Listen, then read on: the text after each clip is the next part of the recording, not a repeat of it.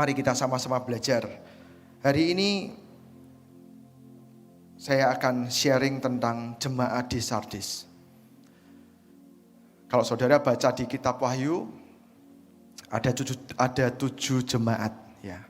Tapi hari ini kemarin Tuhan bicara spesifik tentang yang Sardis. Saudara, banyak dari kita berkata, itu kan jemaat di sana. Ya. Tapi ketika saya pelajari saudara, ini adalah gambaran dari apa yang akan dihadapi oleh gereja Tuhan di akhir zaman.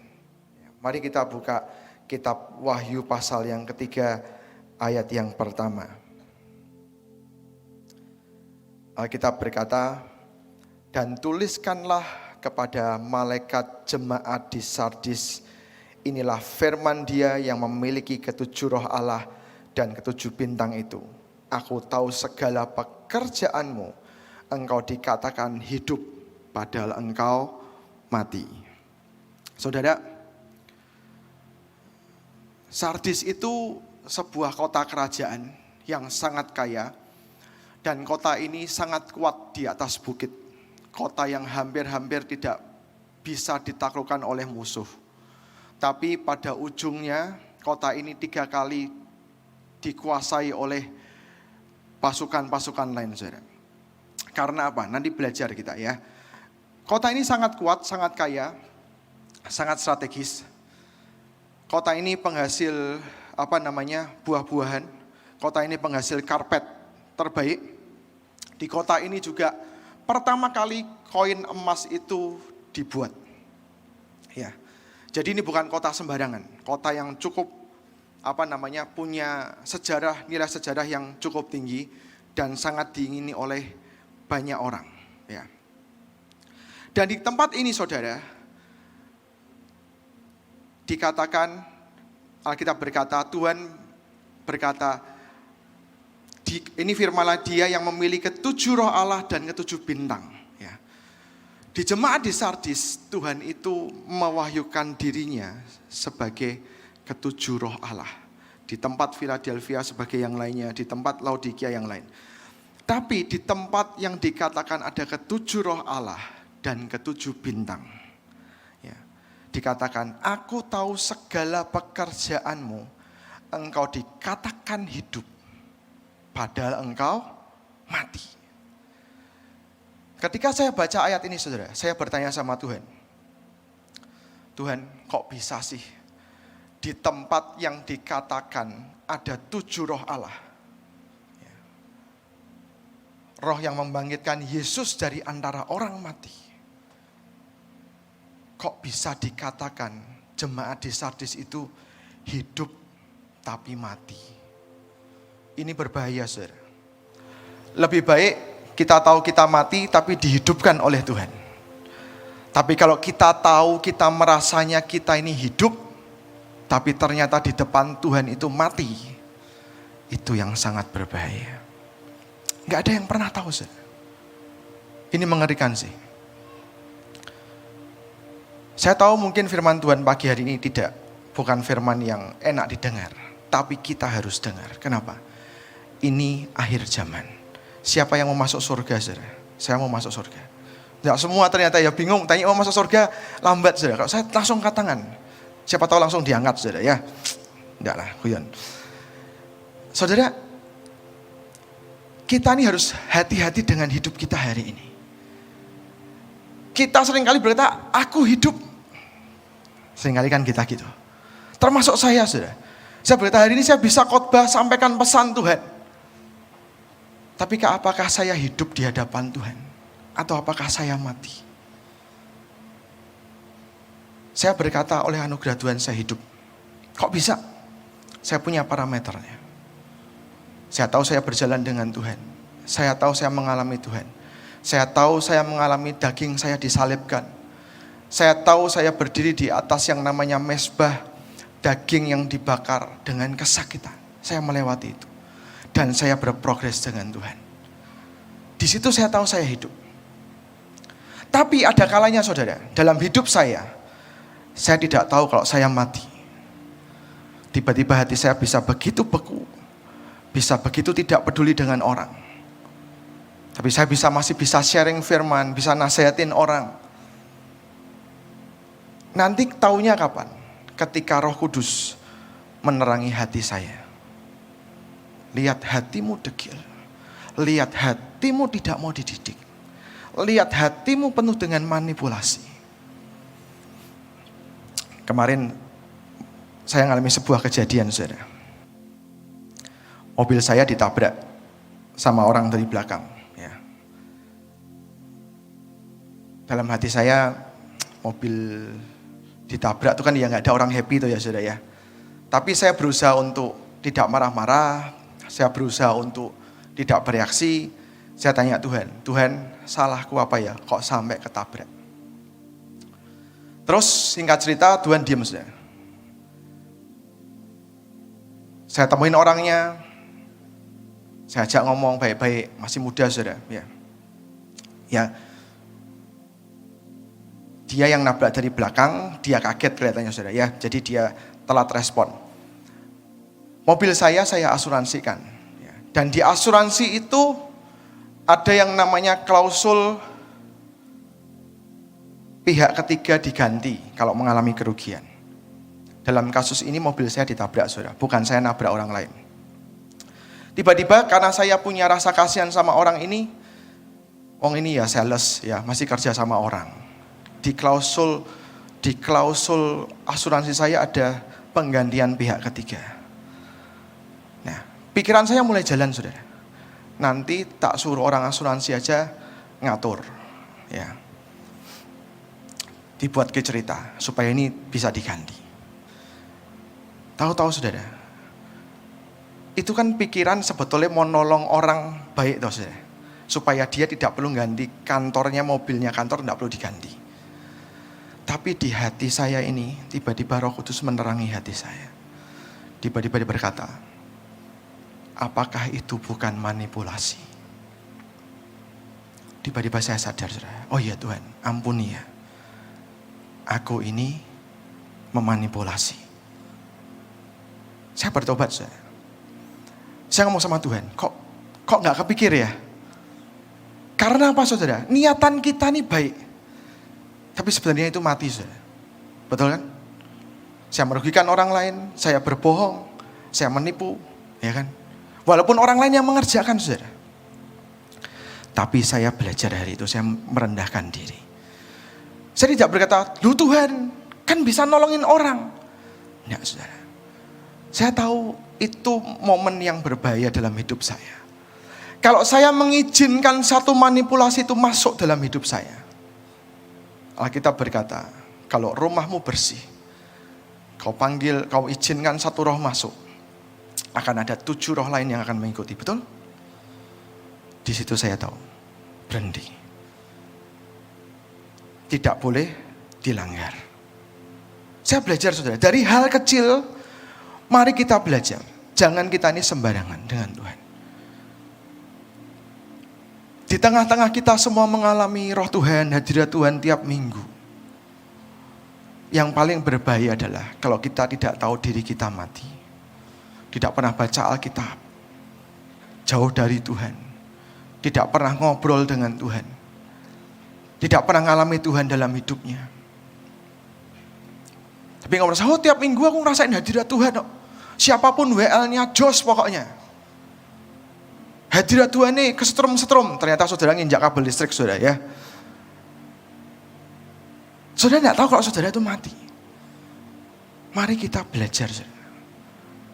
Supaya kita ini tidak mati di depan Tuhan. Saya nggak mau ada jemaat HTE nanti di surga di depan penghakiman berkata, kamu jemaatnya HTE, kamu mati. Lu nggak bisa. Saya tiap minggu ngalami hadirat Tuhan. Saya ikut pasar murah, ya. Saya ikut bersihin gereja, saya ikut MK rajin. Tapi Tuhan berkata, engkau mati. Jangan sampai, saudara. Ya. Mari hari-hari ini kita lebih aware, lebih sensitif dengan roh Tuhan. Hal sekecil apapun yang ketika Tuhan bicara, jangan diabaikan. Saudara mungkin masih nyimpan kemarahan. Saudara masih nyimpan kebencian. Saudara masih nyimpan istrinya orang mungkin. Saudara masih nyimpan yang lain. Saudara masih nyimpan apapun saudara yang gak benar di depan Tuhan. Dosa yang tersembunyi. Ayo saudara. Wong tinggal saknyuk kita tuh pulang ke surga. Jangan sampai saudara tuh gagal.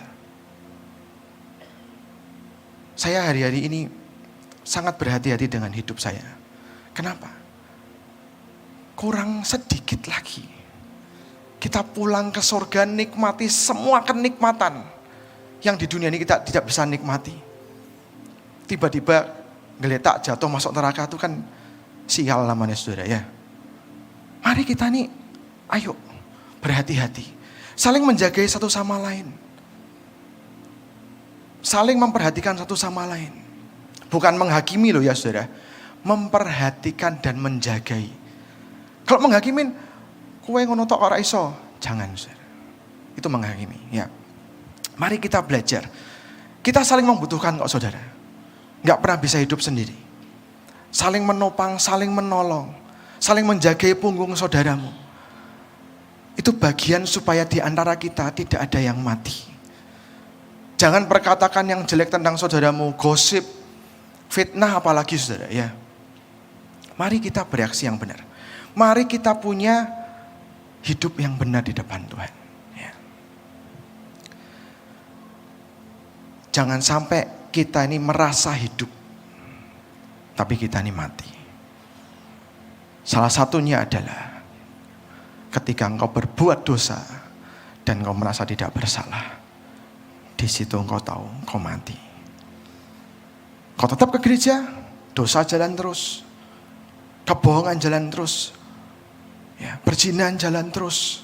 Penipuan jalan terus. Itu engkau sedang mati saudara. Gak usah tunjuk orang lain. Mari kita koreksi diri kita sendiri. Saya share hari ini firman Tuhan, saya juga ngomong dengan diri saya sendiri saudara. Kalau kita melakukan dosa sudah dengan seenaknya, tidak ada takut akan Tuhan, sudah pasti kita mati saudara. Kalau engkau masih merasa berdosa, masih merasa bersalah, masih lumayan. Tapi ada orang-orang yang sudah melakukan dosa, tapi berkata, ya wis piye to, iki kelemahanku to.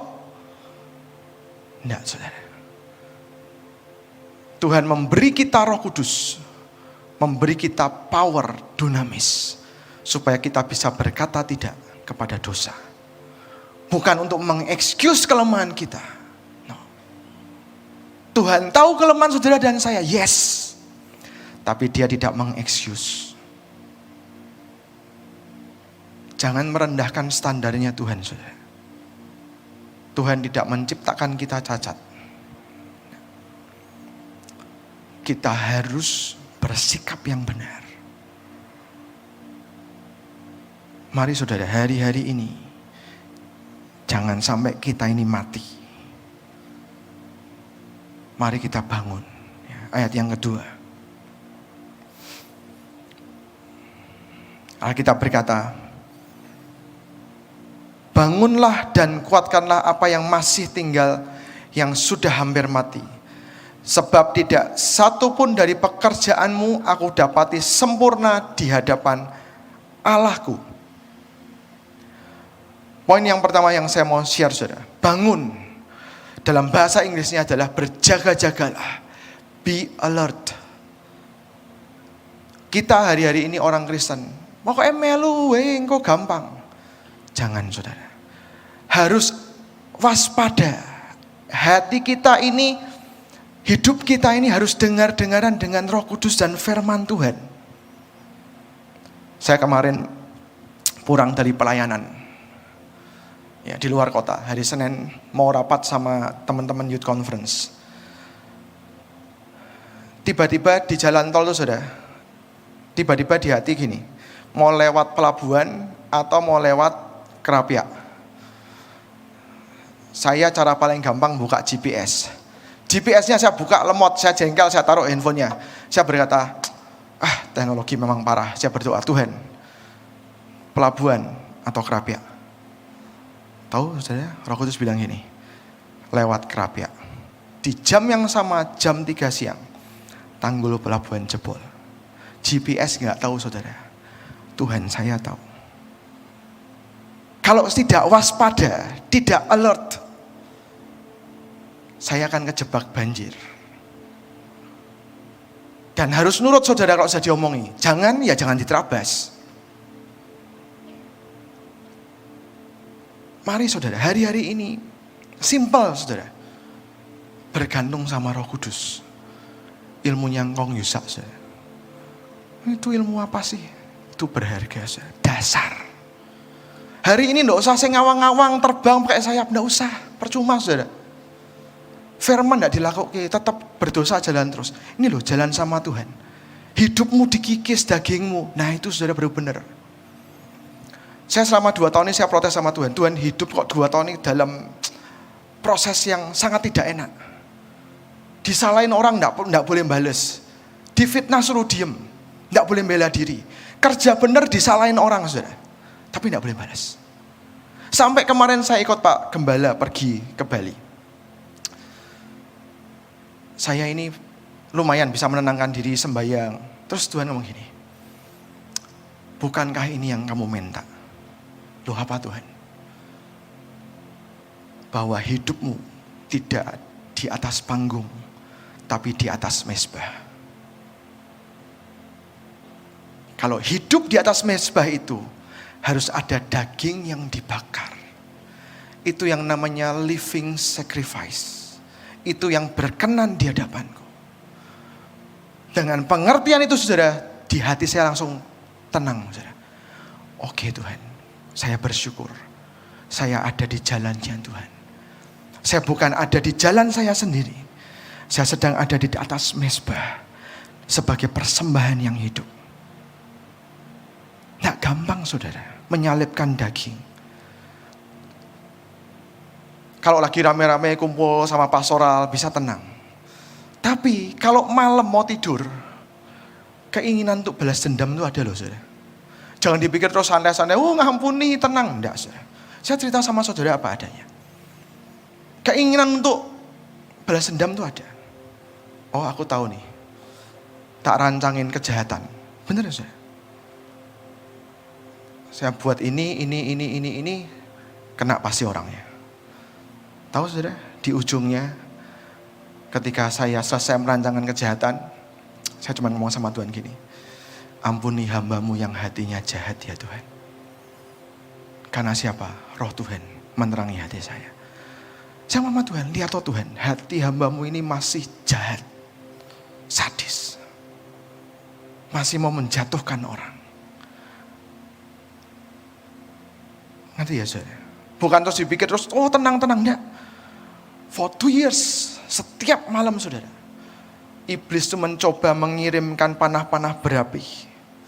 Dan dia mengejek saya, kamu tuh percuma, lemah, enggak bisa ini. Saya berkata, Tuhan, harus bagaimana? Baru dijawab saudara, waktu di Bali. Sejak itu, hidup saya lebih tenang saudara. Tapi masih ada enggak tiap malam? Masih saudara.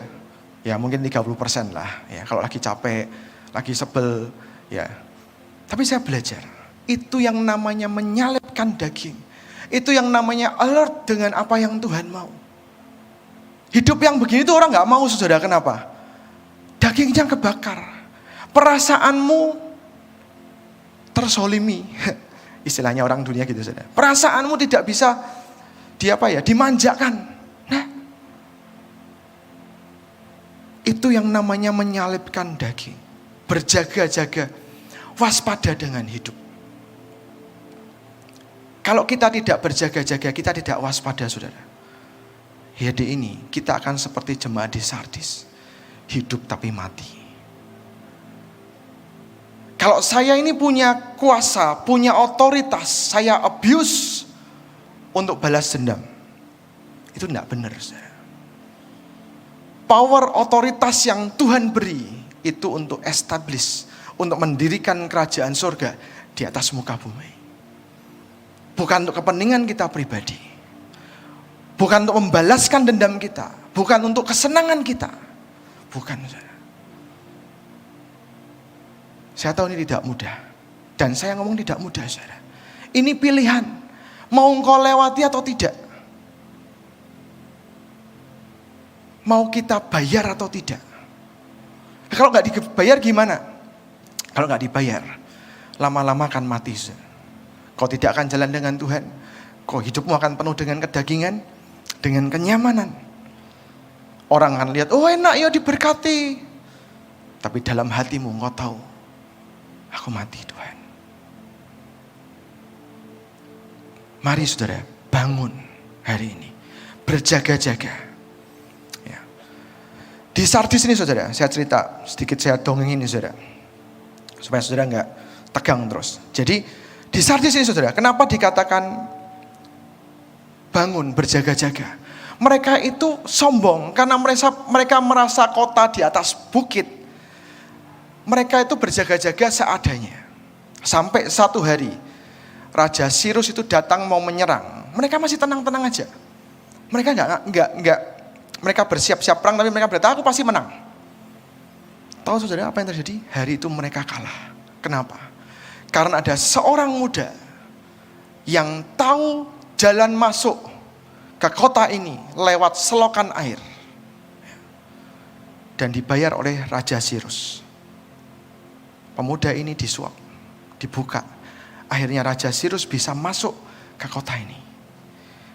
Kejadian yang pertama saudara membuat mereka kaget, tapi tidak membuat mereka belajar dan bertobat. Kenapa? Sekian tahun kemudian, Alexander the Great berbuat yang sama. Dan hari itu, mereka cuma kaget, tapi tidak bertobat. Sampai yang ketiga, ada pasukan yang lain masuk dan menguasai kota itu. Saudara, orang ditegur Nabi bisa gak bertobat? Bisa. Orang ditegur hamba Tuhan bisa gak berobat? Bisa. Oh gak apa-apa, Tuhan mengampuni. Saudara hati-hati loh. Kalau sampai nanti kesempatan itu hilang, kesempatan untuk bertobat itu hilang, saudara akan masuk ke dalam neraka.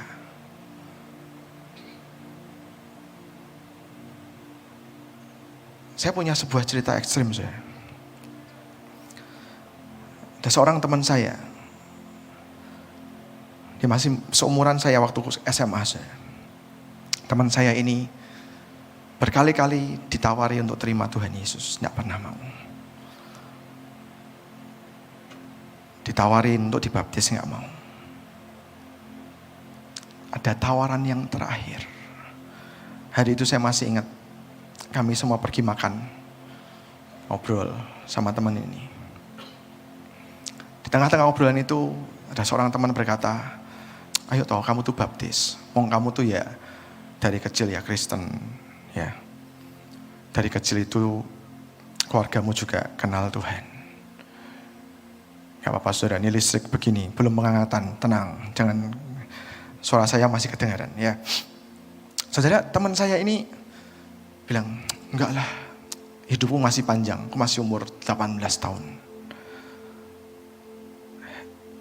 Ya sudah, kami semua sudah oke. Besok paginya kami dikabari, teman kami ini meninggal kecelakaan tunggal. Dan kami semua di hati berkata, Tuhan, sedih ya. Kok gak bisa, kenapa ya Tuhan? Kami semua bertanya-tanya bertahun-tahun. Apakah Tuhan tidak mengasihi dia? Apakah Tuhan tidak panjang sabar? Kenapa toh ini tidak dikasih satu kali lagi? Kenapa Tuhan tidak merubah hatinya? Kami bertanya-tanya. Tapi ketika kami jalan dengan Tuhan, akhirnya kami sadar, ada sebuah tawaran demi tawaran yang ditawarkan kepada teman kami ini, tidak pernah mau diambil. Dan ketika itu sudah sampai di titik cukup, enough, selesai saudara. Bangsa Israel bersungut-sungut berapa kali dihitung sama Tuhan? 10 kali. Tidak masuk Kanaan. Saya tidak berkata dosaku dihitungi ya. Jangan saudara. Mau dihitung berapa kita nggak pernah tahu Tuhan ngitung berapa, betul? Yang Tuhan kehendaki adalah hati yang bertobat. Hati yang berkata, aku mau berbalik dari jalanku yang jahat Tuhan. Hati yang seperti itu yang Tuhan cari. Jangan sampai saudara, kesempatanmu dan kesempatan saya habis.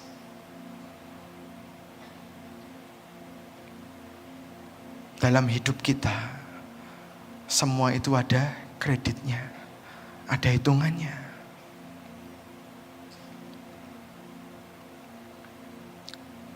Mari saudara, belum ada kata terlambat. Hari ini firman Tuhan buat saudara dan saya, mengingatkan kita lagi, ayo. Kalau engkau hari ini di ujung jurang, Tuhan masih berkata, balik nak. Masih ada kesempatan buat engkau. Hari ini kalau engkau sudah berkata, hidupku hancur berantakan, Tuhan berkata, belum nak. Aku masih mengulurkan tanganku untuk engkau. Come back. Berbalik dari jalanmu yang jahat. Wake up, bangun. Jangan biarkan neraka menantimu. Jangan biarkan neraka jadi destinimu. Mari saudara. Poin nomor 2. Sebab tidak satu pun dari pekerjaanmu aku dapati sempurna di hadapan Allahku. Saudara, ini untuk level orang-orang yang sudah berjalan dengan Tuhan lebih dari 2-3 tahun mungkin, bukan orang yang lahir baru. Saudara, seringkali Tuhan beri kita pekerjaan, tanggung jawab. Dikatakan, tidak satu pun dari pekerjaanmu aku dapati sempurna. Seringkali di pikiran manusia kita berkata, sempurna itu hanya Tuhan. Di pikiran saya juga sama, saudara. Tapi ketika saya pelajari di bahasa aslinya, ada 2 hal. Yaitu yang pertama adalah, tidak satu pun pekerjaanmu selesai. Dan yang kedua, tidak satu pun pekerjaanmu sesuai dengan standarnya Tuhan. Ada orang-orang yang tidak menyelesaikan pekerjaan Tuhan dalam hidupnya. Tanggung jawab yang Tuhan beri dalam hidupnya. Kau seorang pelajar, kau sekolah semaumu sendiri. Terserah, yang penting naik kelas. Padahal seharusnya kau bisa dapat lebih dari itu. Itu namanya tidak menyelesaikan pekerjaan Tuhan. Tidak seperti standarnya Tuhan. Engkau sebagai seorang pelajar, ya, sudahlah keluar aja dari sekolah. Ngapain sekolah? Sekolah membosankan. Saudara, enggak engkau tahu berkat untuk engkau bisa sekolah itu dari Tuhan. Jangan seenaknya, saudara. Engkau kerja, ya, di tempat kerja, ngomel, bosku gini. Pindah aja. Gak usah kerja. Ketemu lagi bos yang sama, saudara. Seumur hidupmu, kamu akan ketemu bos yang sama. Kenapa? Kamu tidak menyelesaikan pekerjaan Tuhan dalam hidupmu. Hadapi bosmu, hormati dia. Bapak ngomong gampang, betul, saya tahu. Tapi saya juga ngalami. Diproses Tuhan di atas mezbah itu gak gampang, saudara. Menyalipkan daging itu gak gampang.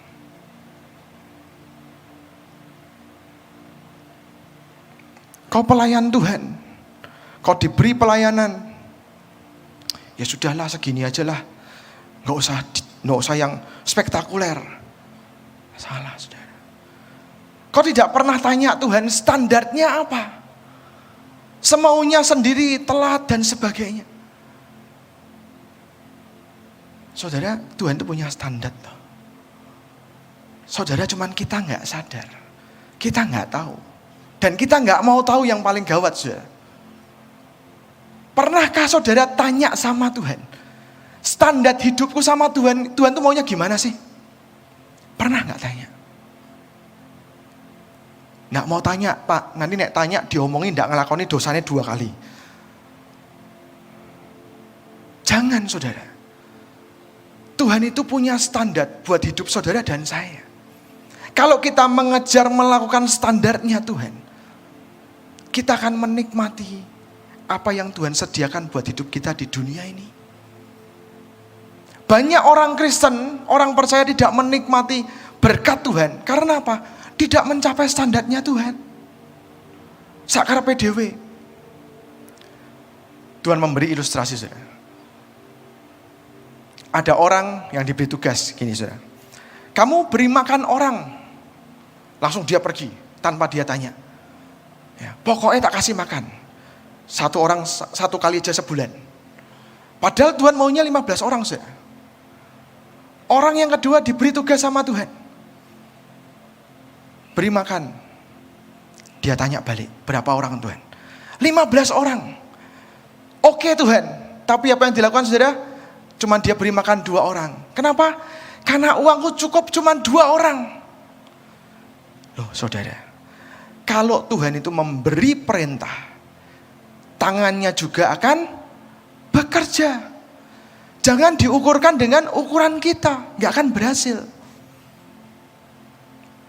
Dulu waktu saya mimpin sekolah, ada sebuah pertanyaan dalam hati saya. Tuhan, kenapa Engkau pilih saya? Aku tidak pernah menggembalakan orang segini banyak. Kenapa gak pilih orang lain? Kenapa gak pilih si A, si B, si C, si D?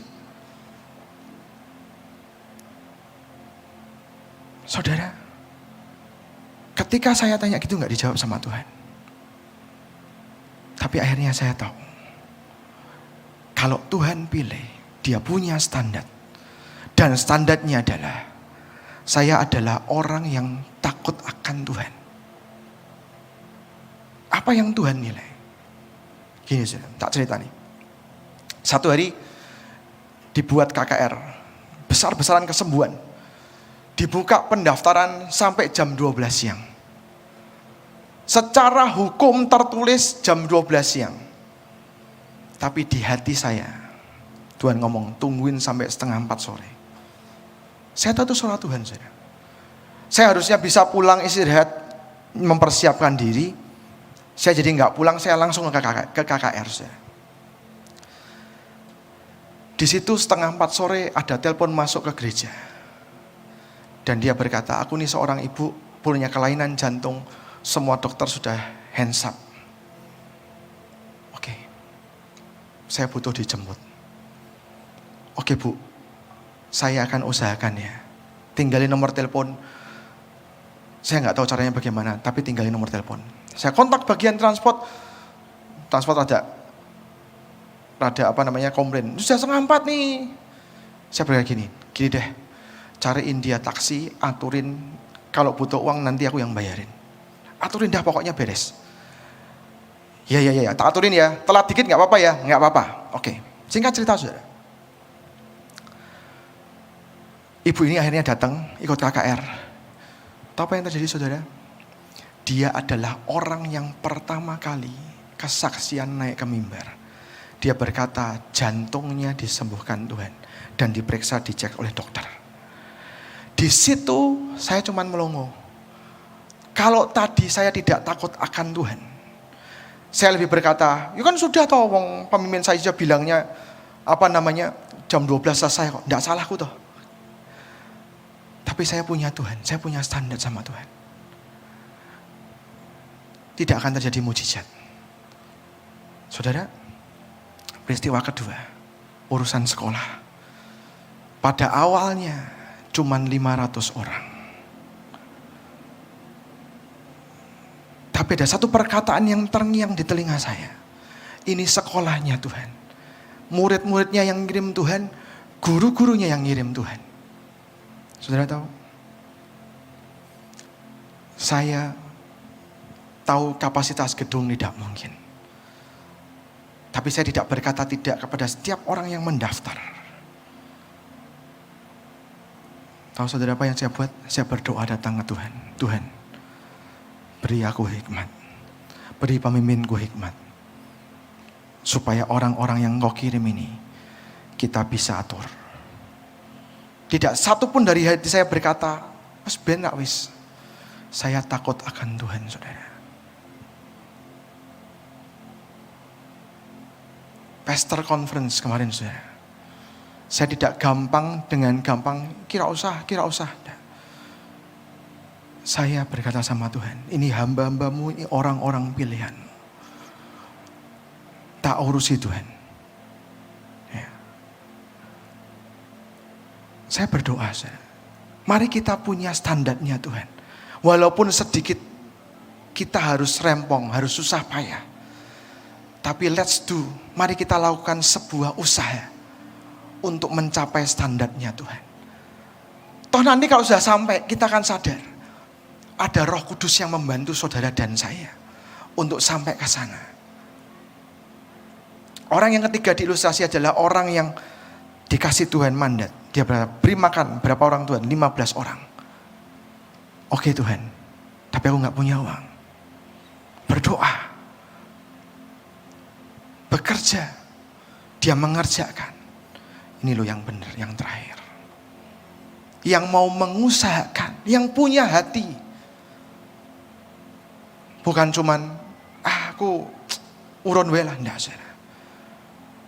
Orang yang punya rasa memiliki dengan apa yang tuannya mau, saudara. Saudara kadang gak dikasih Tuhan mandat nginjilin orang. Sebulan 1 aja, misalnya gitu ya. Aduh susah Tuhan, aku pemalu ya. Aku di rumah aja. Kadang-kadang kita gak mau, saudara. Kadang-kadang kita melihat ke diri kita lagi dan berkata, kok gak mampu Tuhan. Jangan saudara, ayo. Tuhan bisa memberikan kuasanya ketika kita ada di tempat yang Dia mau. Mari saudara, selesaikan pekerjaan.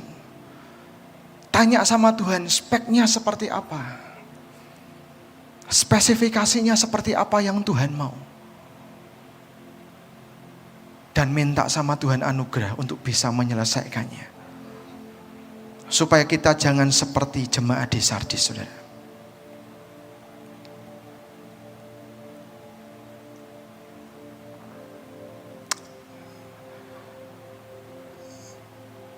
Saudara, satu hal lagi. Kita semua ini harus punya standar. Di akhir zaman ini, tak kasih bocoran, saudara. Standarnya adalah melakukan kehendak Bapa. Melakukan kehendak Tuhan. Susah Pak, saya tidak bisa dengar suara Tuhan. Ya selamanya engkau gak akan bisa dengar suara Tuhan, saudara. Mari berusaha. Kalau engkau tidak bisa dengar suara Tuhan, cari di Alkitab yang tertulis kehendak Bapa itu apa. Betul? Tak bocorin, ini gak ada di slide ya. 1 Yohanes 2 ayat 17. Kalau sudah bawa Alkitab, boleh buka 1 Yohanes 2 ayat 17. Kenapa kita harus melakukan kehendak Bapa, kehendak Allah? Alkitab berkata, dan dunia ini sedang lenyap dengan keinginannya. Tetapi orang yang melakukan kehendak Allah tetap hidup selama-lamanya. Saudara mau hidup atau mati? Pilihan di tanganmu. Kalau mau hidup, mari kita melakukan kehendak Allah. Ayat berikutnya, saudara. 1 Tesalonika 4 ayat yang ketiga. 1 Tesalonika 4 ayat yang ketiga. Yang saya ketemu katakan amin. Oke, enggak banyak. Saya tunggu sebentar. Atau nggak bawa Alkitab? Oke, 1 Tesalonika 4 ayat yang ketiga. Alkitab berkata, dengarkan ini baik-baik saudara. Karena inilah kehendak siapa? Allah, pengudusanmu. Saudara harus tahu ya, bahwa kita hidup dalam kekudusan itu kehendak Tuhan. Yaitu supaya kamu menjauhi percabulan, supaya kamu masing-masing mengambil seorang perempuan menjadi istrimu sendiri dan hidup dalam pengudusan dan penghormatan, bukan di dalam keinginan hawa nafsu seperti yang dibuat oleh orang-orang yang tidak mengenal Allah. Dan supaya dalam hal-hal ini orang jangan memperlakukan saudaranya dengan tidak baik atau memperdayakannya. Dikatakan jelas ya, memperlakukan saudaramu dengan tidak baik dan memperdayakannya. Karena Tuhan adalah pembalas dari semuanya ini, seperti yang telah kami katakan dan tegaskan dahulu kepadamu. Allah memanggil kita bukan untuk melakukan apa yang cemar, melainkan apa yang kudus. Saudara, kehendak Allah bukan cuma hidup saudara sejahtera, diberkati, bukan. But ini tertulis, kehendak Allah adalah pengudusan hidup saya dan saudara. Saudara mau level yang mana? Pilihan. Saya nggak maksa saudara hari ini. Saya cuma memberikan sebuah pengertian. Pilihan di tangan saudara. Tuhan juga nggak bisa maksa, karena saudara punya kehendak bebas. Saudara, mari kita perhatikan cara kita hidup. Dikatakan tadi saudara, bukan cuma percabulan, tetapi apa? Memperlakukan saudaranya dengan tidak baik dan memperdayakan. Hari ini saya dengar tipu menipu di dalam gereja itu biasa. Nilap ketua MK, alah biasa ketua MK ini sugih rapopo. Dosa saudara. Jangan harap saudara bisa masuk surga. Walaupun saudara bisa mendatangkan hadirat Tuhan.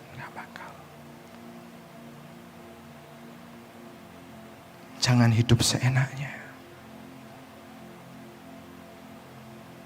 Memperdayakan saudara ini bahaya, mengerikan. Bisnis yuk, bisnis. Yuk ikut produk, ikut ini. Keuntungannya bagi-bagi buat pelayanan. Saudara, hati-hati. Jangan memperdayakan saudaramu. Saya hari ini ngomong keras supaya kita semua masuk surga. Saya nggak mau ada jemaat HTI yang masuk neraka. Kebenaran firman Tuhan adalah kebenaran. Jangan memperdayakan saudaramu dengan cara apapun. Memanfaatkan, memanipulasi. Jangan. Karena itu engkau sedang berlaku cemar. Engkau tidak berzina, engkau tidak berbohong, kamu tidak ini, tapi kamu merugikan orang lain, itu kamu cemar saudara. Hati-hati saudara. Jangan nganggap ini hal remeh. Pak, gak ada yang hidup sempurna, betul. Jatuh dalam dosa itu kesalahan. Tapi hidup dalam dosa itu adalah pilihanmu.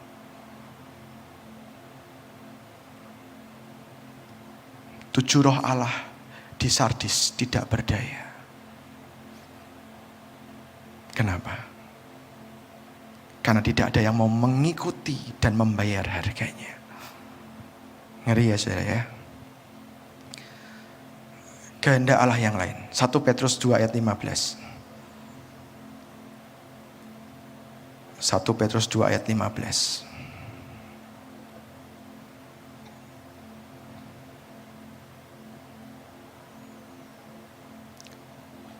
Sebab inilah kehendak Allah, supaya dengan berbuat baik kamu membungkamkan kepicikan orang-orang yang bodoh. Saudara, berbuat baik. Kau disalahin orang, berbuat baik. Kau difitnah orang, berbuat baik. Dimaki-maki orang, berbuat baik, saudara. Karena itulah kehendak Allah. Tidak gampang tuh saudara. Nyesel datang ibadah kedua, khotbah yang ngel. Tidak saudara. Saudara yang datang hari ini, saudara adalah orang-orang pilihan. Tuhan tahu hidupmu. Tuhan tahu apa yang sedang kau hadapi hari-hari ini. Jangan jadi orang bodoh saudara. Membalas kejahatan dengan kejahatan. Balaslah kejahatan dengan kebaikan. Karena engkau sedang melakukan kehendak Bapamu di sorga. Yang terakhir, saya mau tutup dengan ini saudara. Wahyu 3 ayat yang kelima.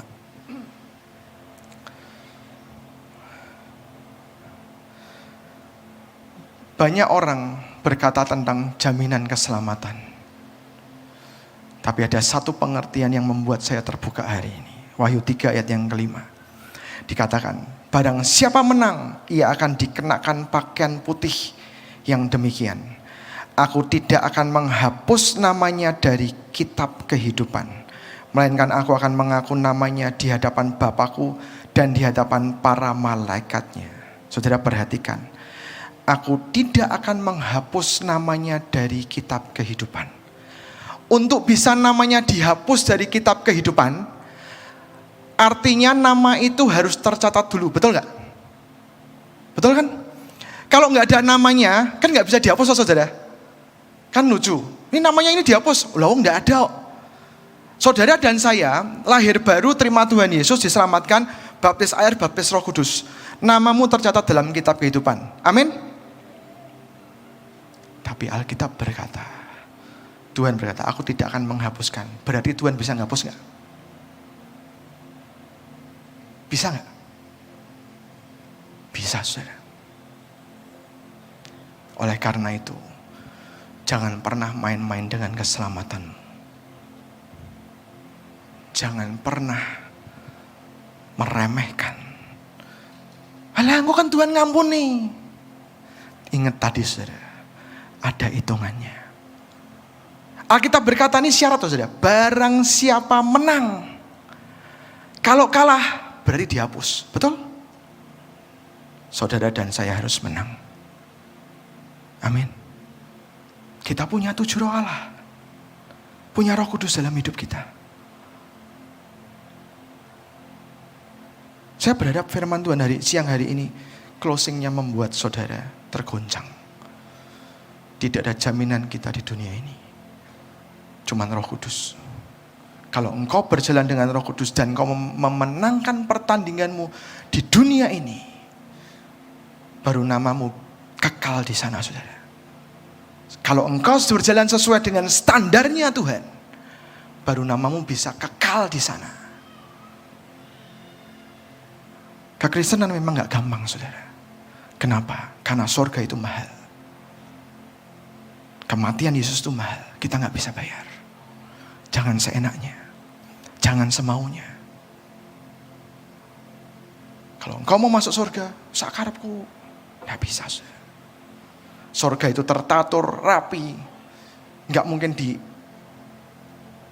diaur-aur, dibuat lecek, dibuat sebenarnya. Gak mungkin. Saudara itu rapi, indah. Itu mahal harganya. Kalau engkau tidak bisa menghargainya, nggak bisa masuk saya. Serius. Saya berdoa kita semua sadar siang hari ini. Jangan pernah mainan dengan keselamatanmu. Jangan pernah bermain dengan Tuhan. Menganggap remeh.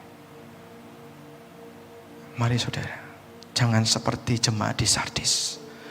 Hari ini Sardis hancur karena gempa, rata dengan tanah, tidak berbekas, cuma tinggal puing-puing.